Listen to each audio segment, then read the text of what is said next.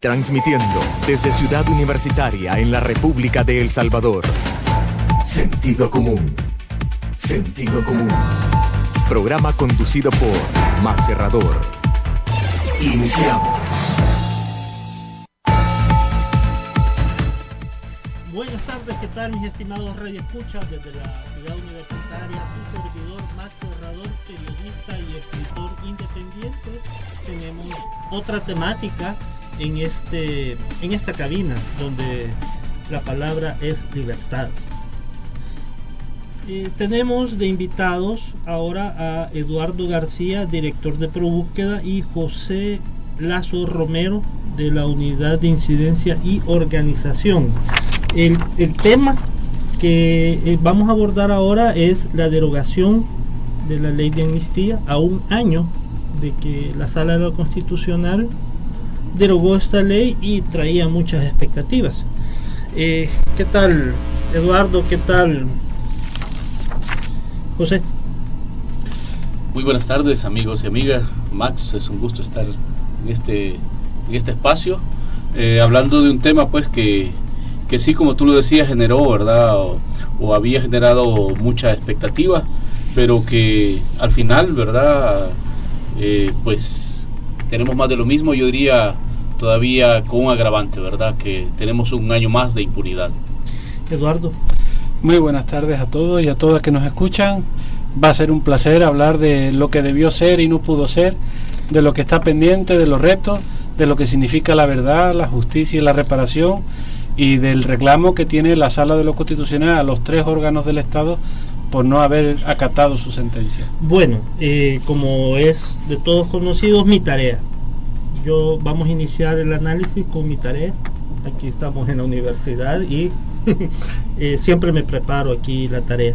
Y la moraleja es: nunca ocultemos la verdad.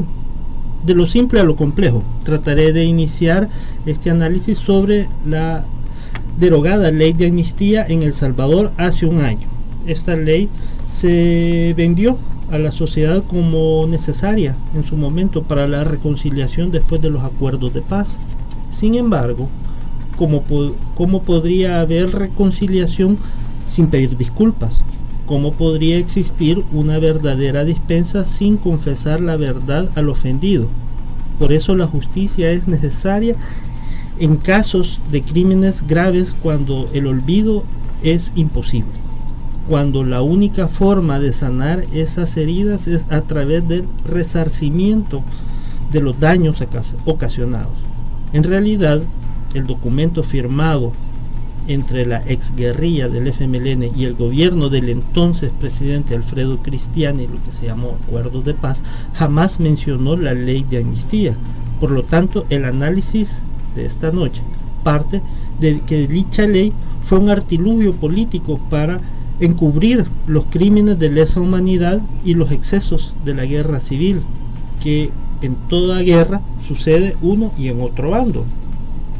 En su momento, a principios de la década de los 90, no se prestó mayor objeción al respecto, pues la tal anhelada paz era un logro que nos permitió respirar a un pueblo atribulado por un conflicto armado de más de 10 años de guerra abierta y oficialmente más de 75,000 fallecidos. Pero en la medida que pasaron los años y las décadas, fue cada vez más insostenible dicha ley o dicha derogación, dicha ley de amnistía, porque muchos reconocidos asesinos y torturadores se pasean con libertad a expensas de las miradas impotentes de las víctimas y sus familiares. A luz pública, los homicidas viajan y se dan buena vida, montan empresas, y otros se dedican a la cosa pública en forma descarada. Unos fueron o son diputados, ministros e incluso llegan a obtener poderes en el Ejecutivo. Gracias a la ley de amnistía, la salud mental colectiva se ha deteriorado día tras día, tanto que los valores de justicia y verdad los vemos lejanos y casi utópicos. La esperanza de un cambio nunca llegó a nosotros. El pueblo ya casi no cree en nada. Es más, la noticia de la derogación de la ley de amnistía hace un año a veces pasa por inadvertida. Los asesinos nos han gobernado a lo largo de la historia, antes y después de la guerra. La violencia y los homicidios terminan siendo entonces el pan de cada día.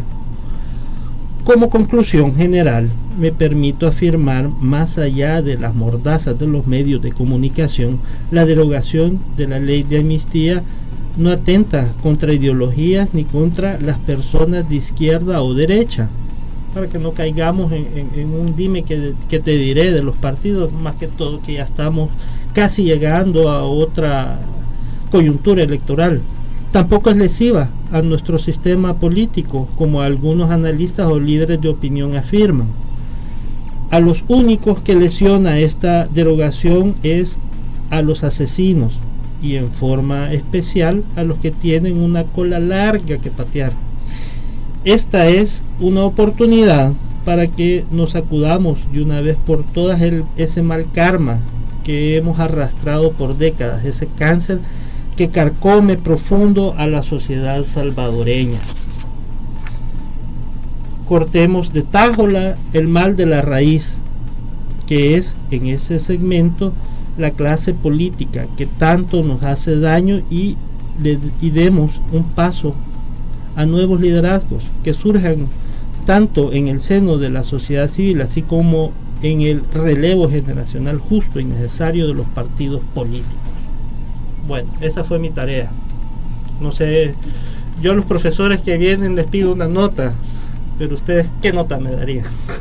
Bueno, es claro que se habla de la impunidad y del deseo de quienes cometieron grandes atropellos de quedar al margen de la ley, ¿no? Como que hubiéramos ciudadanos de primera, de segunda, exacto, o de tercera categoría, ¿no? Exacto.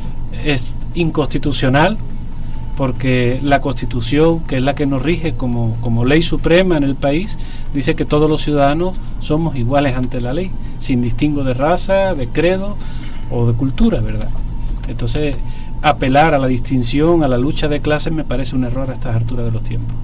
Bueno, empecemos por orden. Probúsqueda, ¿qué es Probúsqueda? Bueno, Probúsqueda es una asociación de familiares que yo suelo decir surge del dolor, de la angustia, de la invisibilidad del tema de la niñez desaparecida. Cuando surge el informe de la Comisión de la Verdad, pese a que digamos funcionarios de esta comisión van a la zona, sobre todo la zona norte, Chalatenango, y recogen los testimonios de las madres, de los padres, de los familiares de la niñez desaparecida. Sin embargo, estos casos no son, ¿verdad?, expuestos en este informe.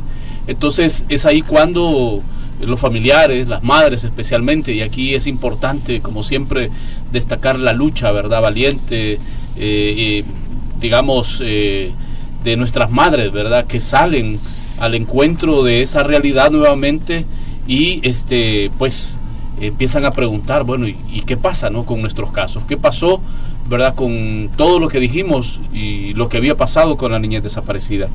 Entonces esto lleva a que, de hecho, verdad, se organicen los familiares, alentados y animados por el padre John Cortina, verdad, que estaba haciendo una labor pastoral a principios de la década de los 90. Estamos hablando del año 93, verdad.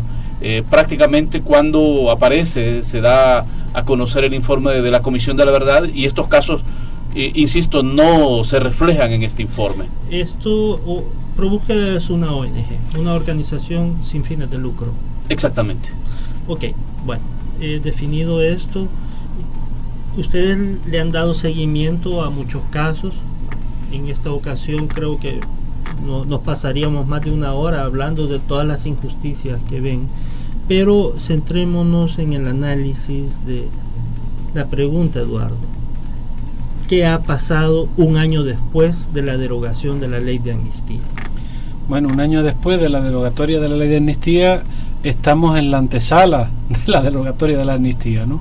Precisamente lo que denuncia, lo que declara la sala inconstitucional de la ley de amnistía es que no permite que las víctimas accedan a la justicia y por tanto que no tengan una reparación, un año después de esto, habría que preguntarle a los que nos están escuchando, que muchos eran víctimas del conflicto armado, si han accedido a la justicia y si han sido reparados.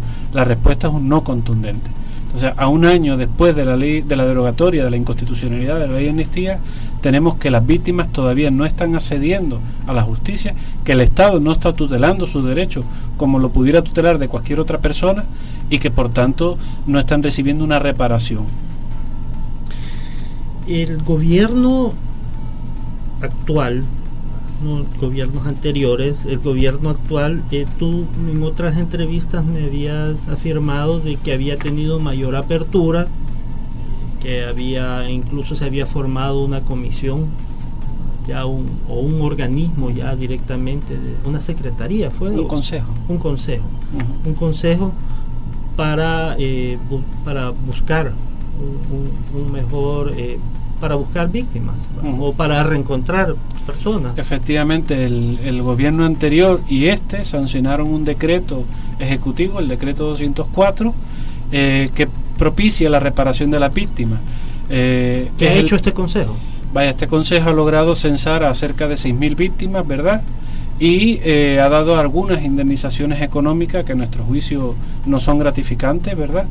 Y hemos hecho un trabajo fuerte con las instancias de gobierno para que la reparación fuerte, la reparación privilegiada, sea en el aspecto moral, en el aspecto ético, dado el presupuesto que se tiene, ¿no? Ustedes han clasificado este tipo de casos. Me imagino que están las separaciones forzadas, están los secuestros. ¿Cómo clasifican esto? El decreto 204 habla de graves violaciones a los derechos humanos. En ella se completan las desapariciones forzadas, las ejecuciones extrajudiciales, las masacres y la violencia sexual, ¿verdad?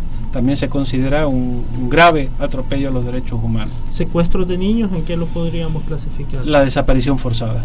Son personas que en la actualidad siguen estando privadas de libertad, que un buen día estaban gozando de pertenecer a una familia, que por causa del conflicto armado, por combates entre uno y otro bando, fueron separados de su familia de manera forzosa, le cambiaron la identidad y fueron dados en adopción incluso en otros países, ¿no?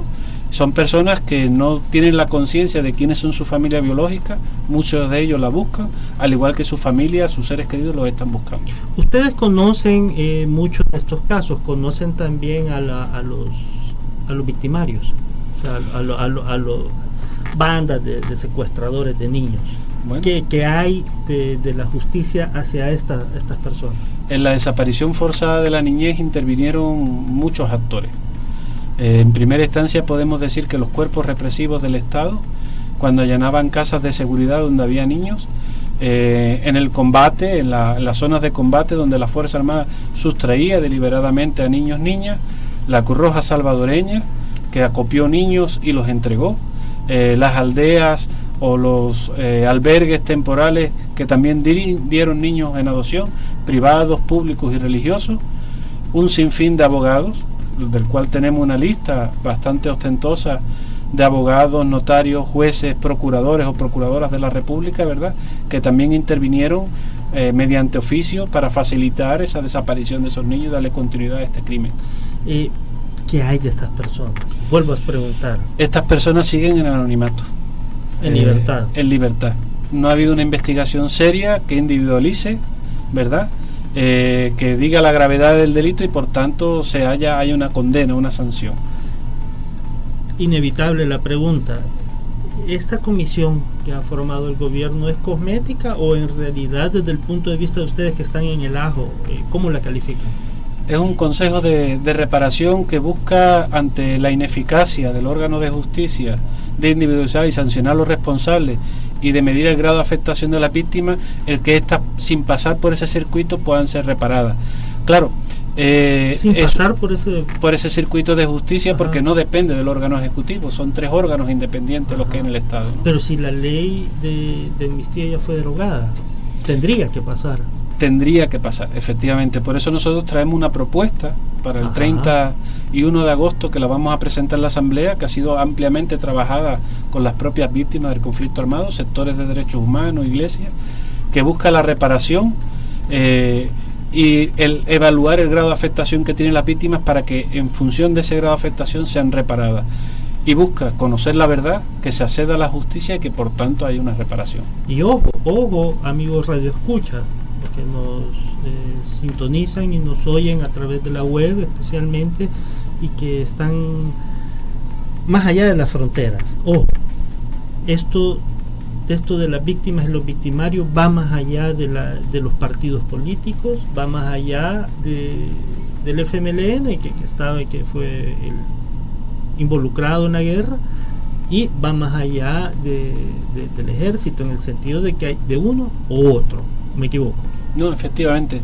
ProBúsqueda no hace distinción en víctimas de uno u otro bando, considera víctimas del conflicto armado en su totalidad, un censo único, ¿verdad?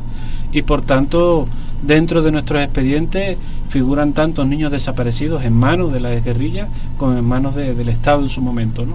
Efectivamente, el porcentaje de atribuciones es desmesuradamente desigual, coincidimos con la Comisión de la Verdad, pero el que el porcentaje del Frente o del FMLN sea menor Exacto. que respecto al ejército no quita o no da evidencia de que no sea un crimen y que tenga que ser sancionado. Sí, cuando a veces presento mi libro Ojo Venado, que tiene que ver de todo esto, uno de los que siempre saltan es personas más identificadas a la izquierda, y dicen, no, mira, pero puya, no podés condenar porque es un porcentaje de 5, 10, la gente dice esos porcentajes, los cuales yo no los podría afirmar qué porcentajes son. Yo creo que ustedes son más calificados para decirlo, pero es una cuestión maliciosa. Yo me centro en afirmar, decir, miren, son vidas humanas. Efectivamente. ¿Va? Y todavía andan estos personajes en la vida pública, y esto no contribuye a la salud mental, a la salud civil del pueblo salvadoreño. A la reconciliación social. A la reconciliación social. Sí, a la reconciliación, al pacto entre los firmantes y no, por tanto, de la sociedad. Yo creo que el tema, Max, es un tema también de lo que está diciendo Eduardo en términos de reparación. Va más allá del esfuerzo que el gobierno en su momento ha venido desarrollando con decretos como el 204, y es tener una visión que esta es una responsabilidad del Estado salvadoreño. Está reconocido en sentencias de la Corte Interamericana, ¿verdad? De casos que ha ganado ProBúsqueda, donde se asienta que la desaparición forzada de niños y niñas especialmente, ¿no? Fue una estrategia, ¿verdad?, implementada, pensada y ejecutada por el Estado salvadoreño. O sea, aquí estamos hablando de una responsabilidad del Estado, ¿verdad? Por lo tanto, el tema, digamos, de las víctimas tiene que ser desde ese enfoque, ¿verdad? Sí, y lo hemos dicho, ¿verdad?, públicamente, saludamos la iniciativa, el que estos dos gobiernos hayan puesto de alguna manera su mirada en las víctimas, pero creemos que también y no porque nosotros lo digamos, sino porque además son sentencias, ¿verdad?, que están incumplidas. Al menos hay 3 sentencias internacionales, 4 con el Mozote, ¿verdad?, y otras que me parece que está por ahí, donde se pide pues al Estado investigar.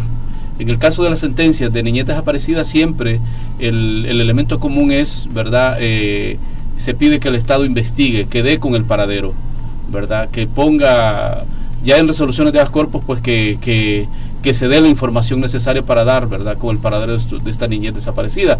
Entonces, este es el punto. Yo creo que con el tema de la declaratoria de inconstitucionalidad de la amnistía, volvemos en el tiempo. Y cuando digo volvemos en el tiempo es porque ya el 23 de enero de 1992 se había dado, por ejemplo, la Ley de Reconciliación Nacional, en donde se decía, ¿verdad?, estamos hablando 7 días después de haberse firmado los acuerdos de paz.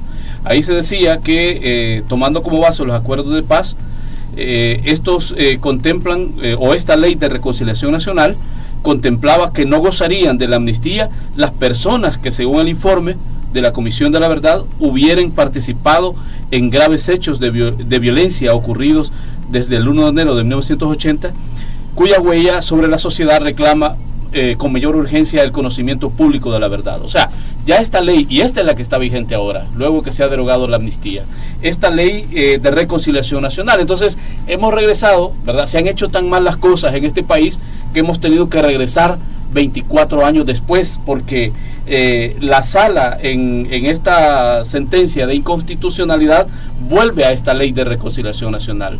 Por lo tanto, ¿verdad? Aquellos casos, como dice, ¿verdad? Las personas que, según el informe de la Comisión de la Verdad, hubieran participado de graves hechos de violencia, no podían ser amnistiados. Tampoco se vale el tema de la autoamnistía, que también se dio. Entonces, autoamnistía. Un gobierno no puede autoamnistiarse. Sus propios funcionarios, sus propios agentes de Estado no pueden ser amnistiados. El gobierno que amnistía participó del conflicto armado. Ajá. Estaba vigente. Ajá. Alfredo Cristiani, ¿no? Claro. Sí, o sea, todavía yo volvería un poquito más atrás, porque muchos han hablado que la ley de amnistía es parte del espíritu de los acuerdos de paz. Eso es totalmente falso. En los acuerdos de paz, en el capítulo 1, apartado 5, hay un párrafo que dice superación de la impunidad. Y ahí ambos bandos beligerantes que firman los acuerdos de paz, el Estado y el FMLN, se comprometen a judicializar casos ejemplarizantes fuera quien los cometió. Después viene esa ley de reconciliación que vuelve a reafirmar el espíritu de los acuerdos de paz. Pero una vez que se publica el informe de la Comisión de la Verdad, entonces ahí saltan los gritos en la Asamblea Legislativa y decretan la ley de amnistía, que es poco después del informe de la Comisión de la Verdad, días después, ¿no? En contra, de protocolos que prohíben amnistías amplias, absolutas e irrestrictas, que es la que se dio, ¿verdad? Así como digo en la tarea, los acuerdos de paz nunca hablaron de una amnistía. Nunca. Exacto. Nunca. Al contrario, aquellos casos de graves violaciones a los derechos humanos, fuera el bando que lo cometiera, deberían ser judicializados y sancionados sus responsables para garantizar la no repetición de estos hechos. Fue parte de los acuerdos de paz. Bueno, un año después de la derogación de la ley de amnistía, me imagino que no solo los medios de comunicación han estado evaluando, sino que la misma sala ha evaluado. ¿Qué les parece si después de una pausa musical nos cuentan eso y le pedimos a los redescuchas que estén pendientes?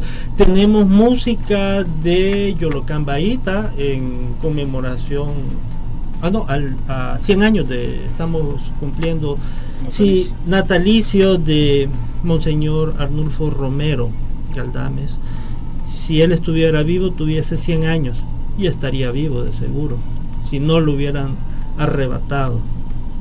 Bueno, los dejamos con esta canción.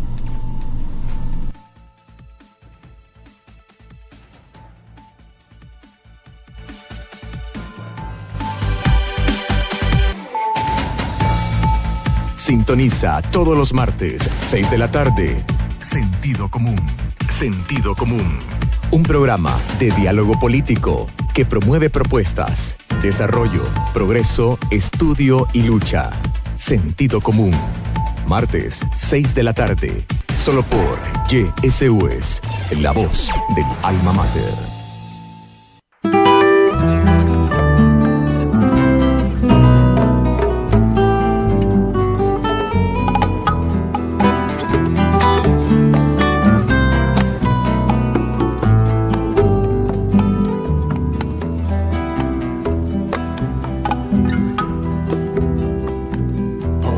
Tierra del hambre, yo vi pasar a un viajero, humilde, manso y sincero, valientemente profeta, que se enfrentó a los tiranos para acusarles el crimen de asesinar a su hermano, para defender a los ricos.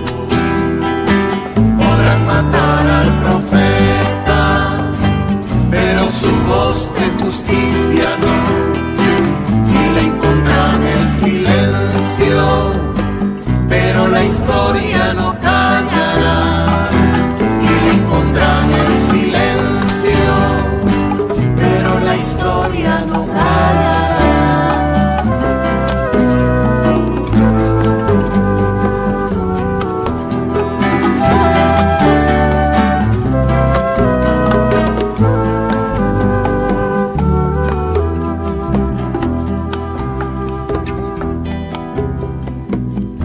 su evangelio en la mano,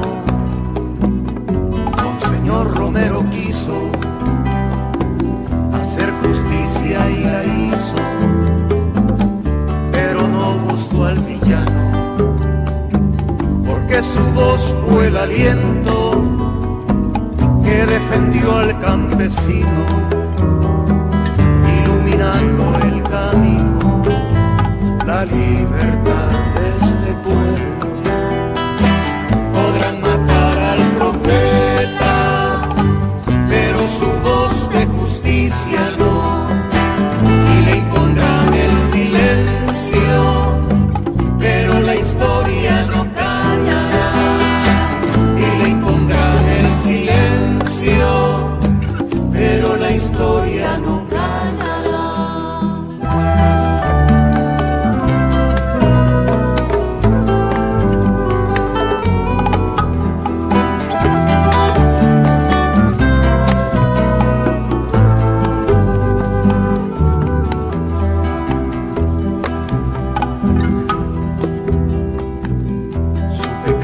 Fue querer que los obreros comieran, que un Padre Nuestro tuvieran para rezarlo comiendo.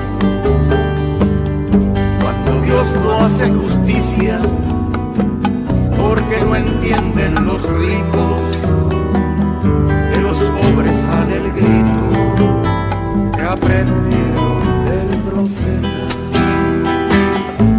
Matar al profeta, pero su voz de justicia no, y le impondrán el silencio, pero la historia no callará, y le impondrán el silencio, pero la historia no callará.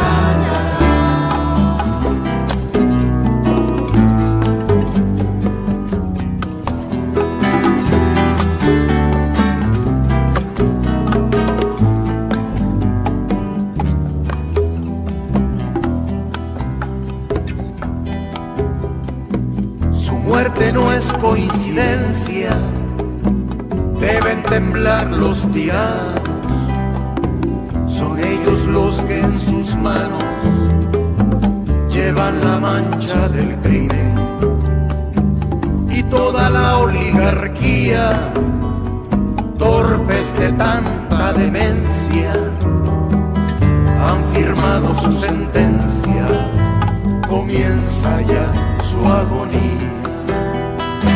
Podrán matar al profeta, pero su voz de justicia no, y le impondrán el silencio, pero la historia no callará, y le impondrán el silencio, pero la historia no callará.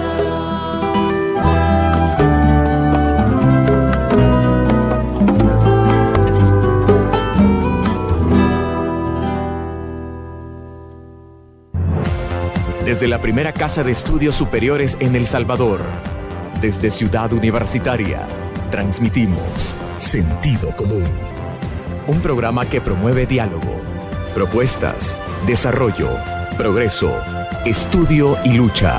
Sentido Común.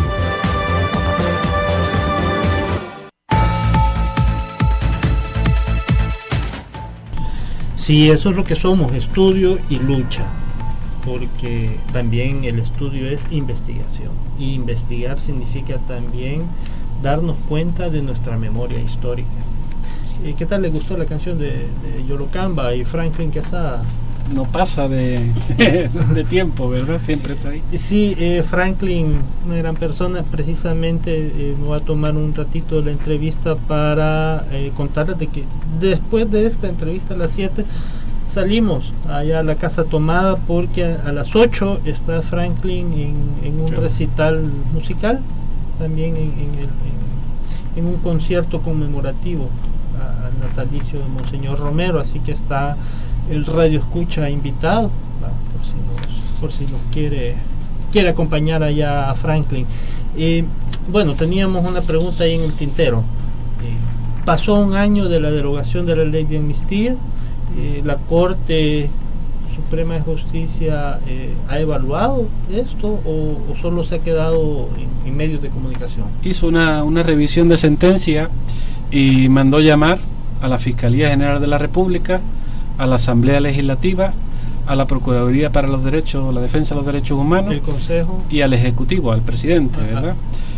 Los cuatro se hicieron presentes y dieron sus explicaciones de cómo habían acatado la sentencia, ¿no? Vamos por orden.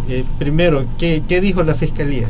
Bueno, la Fiscalía dijo que cuenta con un equipo para investigar los crímenes de guerra y crímenes de lesa humanidad enmarcados dentro de la Comisión de la Verdad. Dijo también que no es que había montado un gran equipo porque no tenía recursos, ¿verdad? Hizo un llamado a la adquisición de recursos para poder trabajar, y de momento ha destinado 3 fiscales. 2 o 3 fiscales. La pregunta nuestra es cuántos fiscales hay asignado para el caso Saca, para la del Gordo Max o tantos otros de corrupción o de trata, ¿no? Y eso nos dirá qué tan importante o qué tanta importancia le damos a las otras víctimas, ¿no? Las invisibilizadas, a las víctimas de siempre que desde los años del conflicto armado hasta ahora siguen estando ahí, ¿no? ¿Qué dijo la Asamblea Legislativa? Bueno, la Asamblea Legislativa le preguntaron que si ya había legislado una ley de reconciliación nacional, ¿verdad? Y que si ya había destinado fondos para la reparación de las víctimas. Y Guillermo Gallego, como presidente de la Asamblea Legislativa, dijo que se habían atenido, que estaban esperando a que Casa Presidencial entregara una propuesta de ley, que tienen iniciativa de ley, perdón, y que habían destinado cerca de 16 millones de dólares para las víctimas del conflicto armado en partidas para veteranos de guerra, ¿no?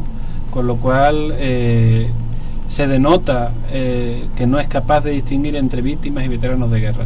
Para las víctimas lo único que se destinó es lo que hizo el gobierno a través de un programa presidencialista, que es precisamente el decreto 204, y apenas eran 2 millones de dólares, ¿verdad?, de los cuales el FIDL devolvió pues casi 3/4 partes, ¿no? Porque no lo consiguió operativizar.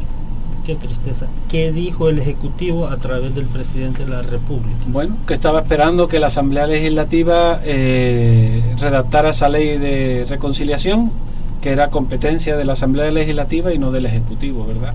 Y que tampoco en el presupuesto había destinado fondos dentro del presupuesto de la Nación. No estamos hablando del programa presidencial, ¿verdad?, que depende del Ejecutivo, para las víctimas, ¿no? Entonces yo creo que quedó evidenciado por parte de los 3 órganos del Estado que ni se había hecho los esfuerzos que se debían para que las víctimas accedieran a la justicia, ni se habían hecho los esfuerzos que se debían para que las víctimas fueran reparadas. Los 2 puntos básicos y medulares de la inconstitucionalidad de la ley de amnistía. No hay verdad. No hay verdad, y eso depende fundamentalmente del Ejecutivo y del Judicial. Del Judicial por las investigaciones que den a conocer cómo pasaron los hechos y quiénes lo cometieron, y por parte del Ejecutivo porque es quien en su calidad de comandante en jefe debe dar la orden a la Fuerza Armada para abrir los archivos militares y poder determinar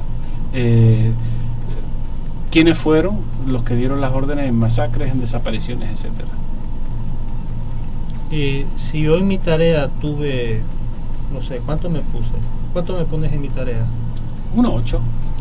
¿Cuánto le ponemos a los 3 órganos de Estado en conjunto? No, están reprobados. A un año después, y lo comparo con otras resoluciones de la Sala de lo Constitucional, ¿cuánto tiempo tardaron en quitar a 84 diputados suplentes de la Asamblea Legislativa, que fue otra inconstitucionalidad de la Sala de lo Constitucional, o en aperturar el CITRAN? Apenas fueron días.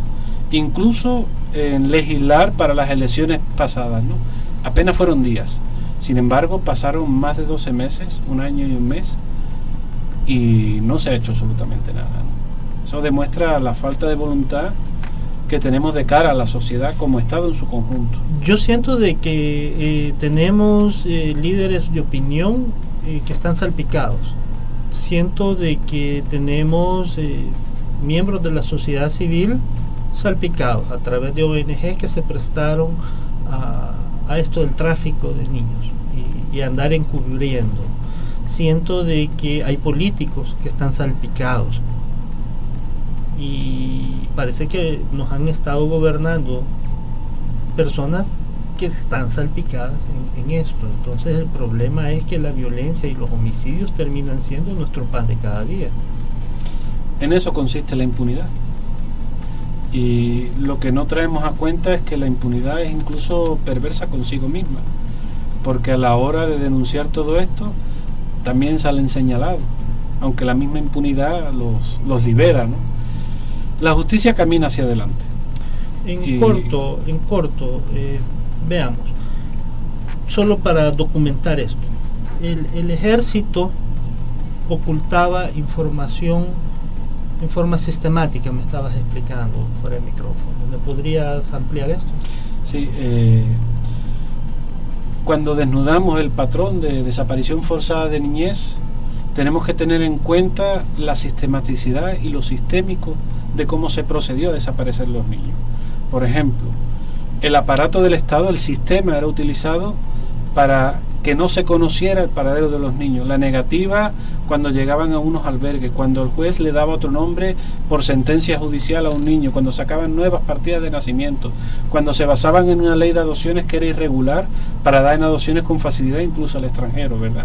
Y la sistematicidad con que se hacía esto, ¿no?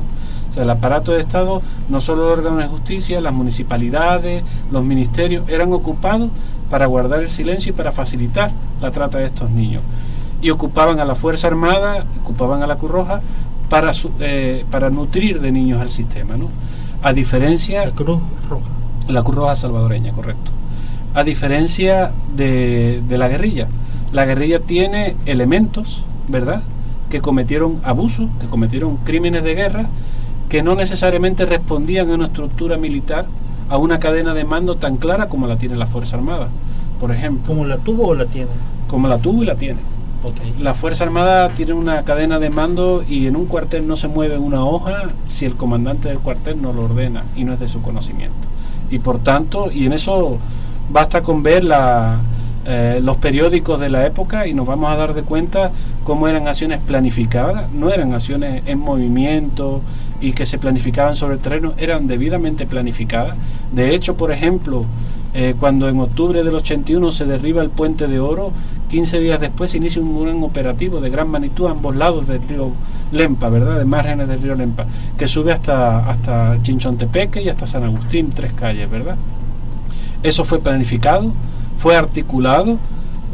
Cada zona militar, la zona de San Vicente, la zona de Usulután, la 5ª Brigada, la 6ª Brigada, ¿verdad?, tenían su comandancia y ellos operaban dentro de una subscripción territorial.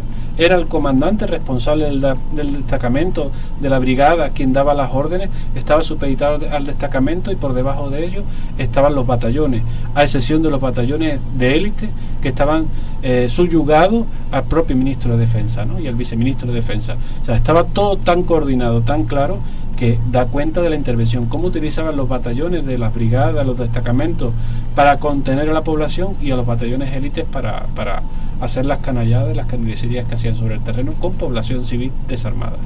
Y el modus operandi de personas que están involucradas dentro de la exguerrilla. Bueno, eso responde más a patrones individualizados. Eran elementos con cierto dote de mando, no así reconocido por toda la comandancia, que cometían atropellos, abusos, crímenes de guerra, ¿verdad?, crímenes de lesa humanidad. Es más fácil identificarlos ahí, dado que la justicia no los encubre. El aparato del Estado, el aparato del sistema del Estado de ese entonces, todavía sigue encubriendo a los elementos que el Estado propició de la orden. Es personalizado. ¿Ustedes tienen archivos de eso? Nosotros tenemos documentación de ambos bandos, ¿verdad?, donde a través de entrevistas, donde dan cuenta cómo se manejaban. También el nivel de clandestinidad que utilizaba el FMLN impedía que tuviera una cadena de mando tan exquisita como la pudiera tener la guerrilla. Y por otro lado, habría que ver la cantidad de combatientes y la cantidad de hacer frente a una guerra que tenía el FMLN versus al Estado, ¿verdad?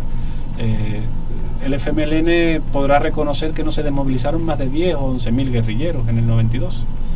La Fuerza Armada, los cuerpos represivos, policía, etcétera, tenían más de 60.000 elementos. Ustedes tienen su local, ustedes tienen centro de documentación, entiendo. Yo como investigador a veces me le voy a meter allá a las oficinas y encuentro casos o veo de esos los casos de reencuentro, yo después le doy seguimiento a las víctimas. Pero si nos está escuchando otro investigador, otra persona que se interese en el tema, ¿qué tiene que hacer? Bueno, solicitar la información que requiera, ¿verdad? Nosotros tenemos una salvaguarda con la información que tenemos, porque pensamos que hay que proteger la identidad de las víctimas fundamentalmente, claro, y no así de los victimarios. Así que cualquiera que quiera conocer puede llegar, preguntar. Hay documentación que está disponible en las salitas que tenemos, ¿verdad? Y hay documentación que evidentemente es reservada porque salvaguarda la identidad de las personas que dieron sus confesiones. Tenemos una confidencialidad tan exquisita que incluso tenemos salvaguardados documentos de confidentes de uno y otro bando que nos ayudaron a resolver casos, ¿no? ProBúsqueda básicamente tiene una opción humanitaria. La primera opción es el reencuentro, el abrazo, y si este no se puede dar por vía humanitaria, pues las madres en su desesperación irán, como lo han hecho las víctimas, heroicamente a todas las instancias del Estado para que se genere jurisprudencia y para que actúe el aparato del Estado en función de justicia.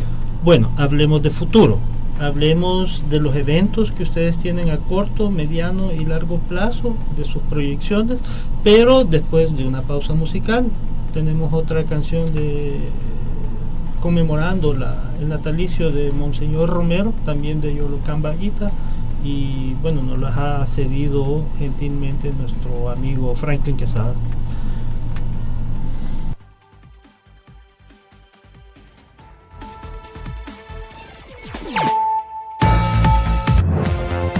Sentido común. Desde Ciudad Universitaria, desde la primera casa de estudios superiores del pueblo salvadoreño, transmitimos Sentido Común. Un espacio donde la academia y la política se unen con el único objetivo de crear propuestas reales de desarrollo y bienestar. Sentido Común.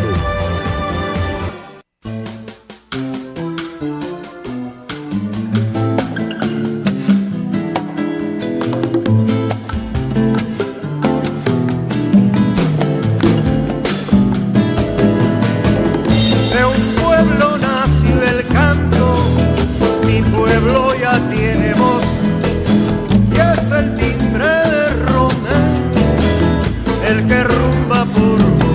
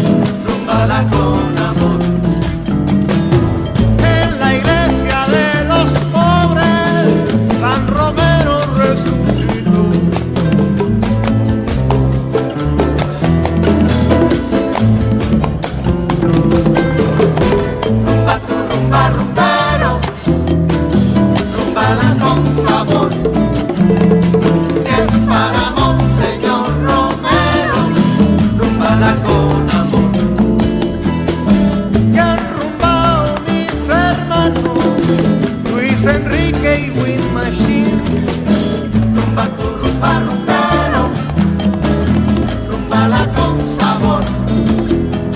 Si es para Monseñor Romero, rumbala con amor. Los Paquitos Jack rockeando, rockeando por Romero. Rumba tu rumba rumbero, rumbala con sabor. Si es para Monseñor Romero, rumbala con amor. Rumbala con Yolo canta, con amor para Romero. Rumba tu rumba rumbero, rumbala con sabor.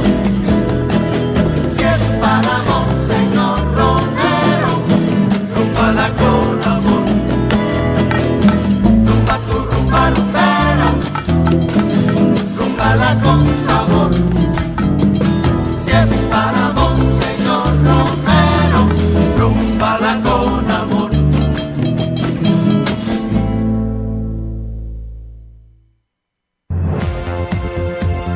Sentido común. Este es un espacio, un programa donde la política y la academia convergen para encontrar soluciones reales que nos atañen a todas las personas por igual. Sentido común.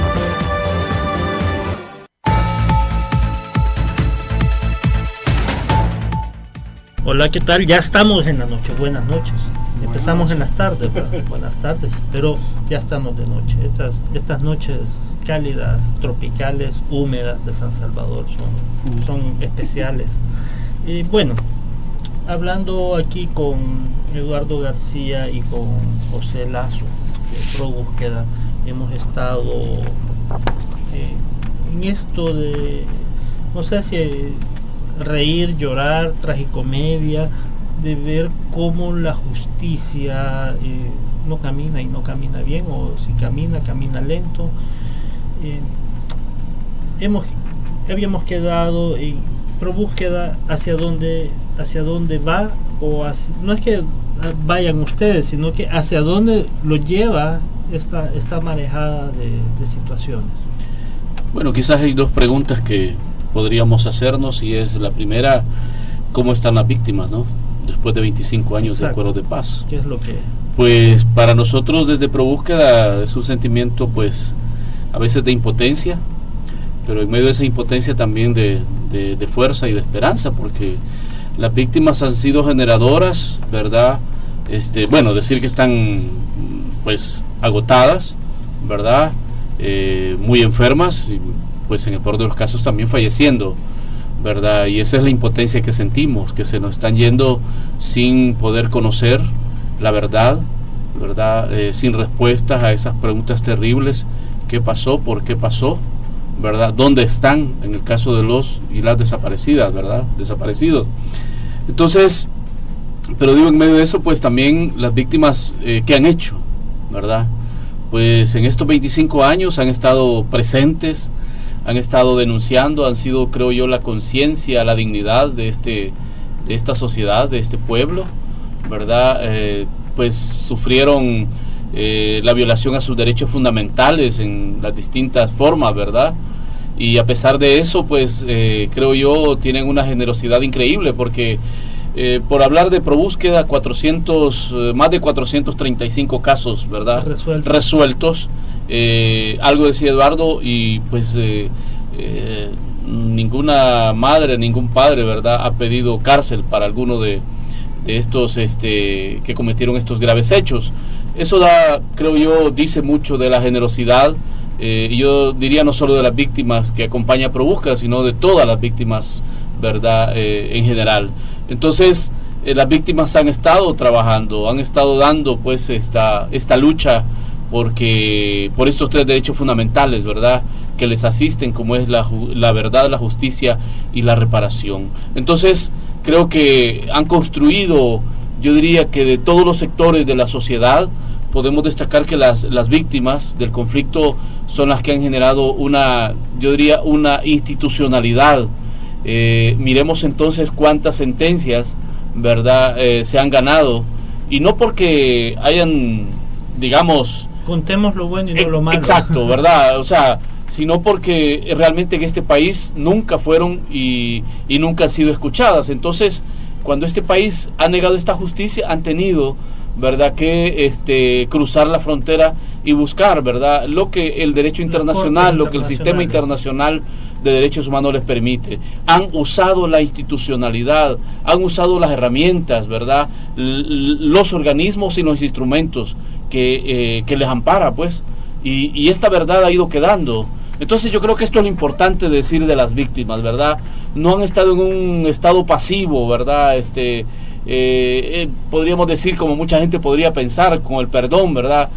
Solo pidiendo, ¿verdad? No, han estado ahí. Entonces, en este sentido, nosotros estamos ya en un, digamos, un esfuerzo muy amplio digamos, podríamos casi decir, de un movimiento de víctimas. Desde el año pasado, Max, empezamos a construir, ¿verdad?, una propuesta, antes incluso de conocer la inconstitucionalidad de la ley de amnistía, ¿verdad? Empezamos a trabajar en la construcción de una propuesta de ley de reparación integral para las víctimas del conflicto armado. Es así como, digamos, un año después tenemos una herramienta, ¿verdad?, que recoge precisamente el cómo, sobre todo, qué es el corazón de esta propuesta, cómo las víctimas sienten, ¿verdad?, y qué es lo que les puede a ella garantizar una verdadera reparación. En pocas palabras, ¿en qué consiste la ley? Bueno, consiste en un conjunto de medidas, ¿verdad?, que buscan reparar el daño, la afectación causada a sus proyectos de vida. Daños en materia patrimonial, daños en materia de su honor, ¿verdad?, de todo esto, ¿verdad?, y sobre todo de la ausencia. Pero ahorita está en proyecto de ley. Es un proyecto de ley. Ya fue recibido. Es un proyecto de ley que vamos a presentarlo precisamente el próximo 31 de agosto, jueves 31 de agosto, desde ya, ¿verdad? Extendemos la invitación y vamos a entregarla precisamente ese día público a la Asamblea Legislativa en acto público. Y para dar la iniciativa de ley, ¿cuál es el mecanismo que ustedes han pensado? Bueno, pasa entonces porque, ¿verdad?, diputados quieran acompañar la pieza. ¿Algún diputado que ya se haya comprometido? Pues estamos en ese esfuerzo, ¿verdad? Estamos haciendo ese cabildeo, estamos haciendo ese lobby, ¿verdad? Precisamente insistiendo en una idea, ¿verdad?, que es la legitimidad que tiene este instrumento. Legitimidad en dos sentidos. Es importante y es necesario reparar a las víctimas del conflicto armado. Eso va a estar interesante. Lo voy a escribir en mi blog. Definitivamente voy a llegar a cubrir el evento de ustedes y tengo mucha expectativa de qué diputado quiera darle iniciativa de ley. Esperamos que sean diferentes partidos políticos para que no cometan el error de politizarlo en la Asamblea Legislativa. Hoy no es una acción partidaria, si es una acción política ciudadana. Y fíjate que contarte, Max, muy interesante. Que también hay que darle seguimiento. Exacto, aquí precisamente en esta universidad, en el Alma Mater, vamos a tener otro evento importantísimo que también queremos sumar a la academia a este esfuerzo, y es un foro interuniversitario que estamos ya preparando. Tenemos la confirmación de 4, tenemos la confirmación de 4 universidades. La UES, por supuesto, la UCA, la Universidad Tecnológica y la Universidad Luterana Salvadoreña. Entonces, La Matías no ha querido venir. Pues sí, no hemos tenido esa. Hay que invitarlos. Exacto, estamos invitando. Yo sé que la Pedagógica y otras universidades, ¿verdad?, de los colectivos se están invitando, pero fíjate qué importante es cómo acercar, ¿verdad?, la academia también, y que los rectores, ¿verdad?, se posicionen frente a la necesidad de reparar, ¿verdad?, de conocer y reconocer la verdad de las víctimas. El evento va a ser el 23 de agosto a las 8:30 aquí en el Cine Teatro. Vamos a tener primero una conferencia de prensa donde las universidades darán su posicionamiento, ¿verdad?, respecto a esta propuesta de ley, y después estaremos en el foro, ¿verdad?, en un debate conociendo precisamente esta ley. ¿Pan dulce? Va a haber, sí, bueno, podemos anunciarlo, ¿verdad? Va a haber algo dulce, creo que unas empanaditas, que si creo. no llegan los periodistas. No, va a haber unas empanaditas por ahí, ¿verdad? No, al final del foro. No, sí, es justo y necesario. Estamos cerrando ya con humor esta entrevista. Bueno, nos ha matado el tiempo. Esto ya pasó una hora. Increíble. ¿Algo que ustedes quieran agregar? Yo creo que deberíamos contar los sueños, ¿no? Yo sueño con tener un órgano de justicia que dé justicia, que nos dé a conocer la verdad y que se permita una reparación de las víctimas. Yo sueño con poder decir en estos micrófonos: felicito a tal juez o a tal fiscal porque han hecho como funcionarios lo que le mandata la Constitución al servicio del pueblo salvadoreño. Sueño con eso, tan sencillo como eso. Yo solo rescataría en este día tan especial, 100 años del natalicio de Romero, algo que nos ha dejado.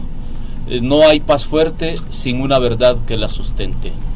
Bueno, básicamente la conclusión sería de que es importante este tipo de temática en el sentido de que tenemos que darles justicia a la gente, pero no por el pasado, sino que por el presente para construir futuro.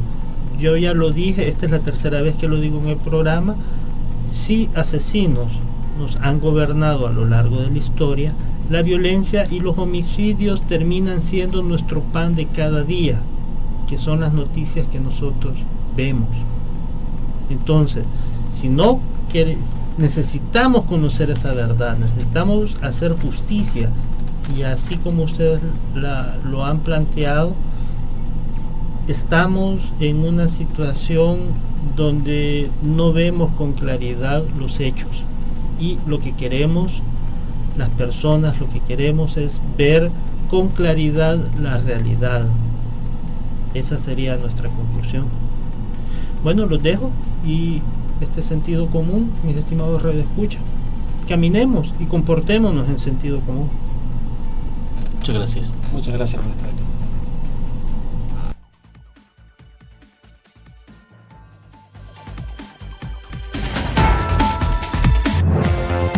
Sentido común. Somos la voz de la juventud que estudia. Somos la voz de un pueblo que anhela propuestas. Por eso vamos en un sentido común. Porque el futuro lo construimos todos. Sentido común.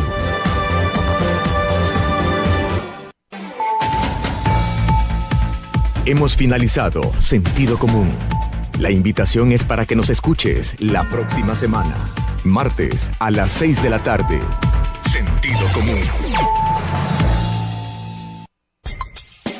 Los conceptos vertidos en este programa fueron de exclusiva responsabilidad de la persona o entidad que lo presentó y no constituye la postura oficial de YSUS Radio.